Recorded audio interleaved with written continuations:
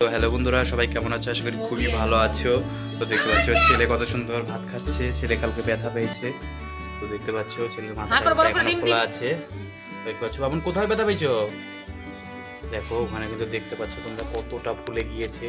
তো অবশ্যই ওর জন্য কিন্তু ভিডিওটা লাইক করে দিও, আর সবাই ভগবানের কাছে প্রে করো যাতে তাড়াতাড়ি ভালো হয়ে যায়। তো দেখতে পাচ্ছ ছেলেকে খাওয়ানো হচ্ছে এখন ডিম দিয়ে। দেখো চাল কুমড়া না, ও চাল কুমড়া না, এটা হলো এটা মিষ্টি কুমড়া, ও লাউ লাউ।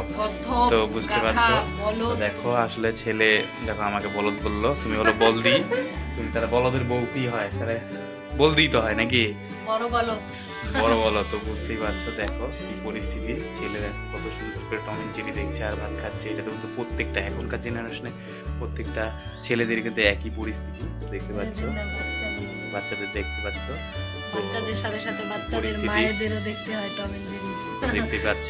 তো এখানে কিন্তু খুবই খারাপ পরিস্থিতি। আমাদের সময় কিন্তু আমরা কোনো কিছু দেখে খেতাম না, মাটির মধ্যে বসে বসে খেয়ে ফেলতাম।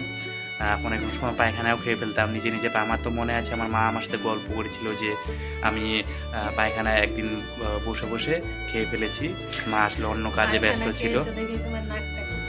দেখতে পাচ্ছ আমার নাকটা একদমই খারাপ, তাই বলতে চাচ্ছে আর কি। মাম্পির নাকটা কিন্তু আবার খুবই সুন্দর, তো বুঝতেই পারছো। তোমরা অবশ্যই কমেন্ট করে জানিও কার নাক সুন্দর। অবশ্যই তোমরা কমেন্টে জানিও কে সুন্দর, আমি না ও। তো একদমই আমি সুন্দর, তো বুঝতেই পারছো। তো অবশ্যই কিন্তু ভিডিওটা লাইক কিন্তু করবেই। সাজুগুজু করেও সুন্দর লাগতেছে না, দেখো বাড়িতে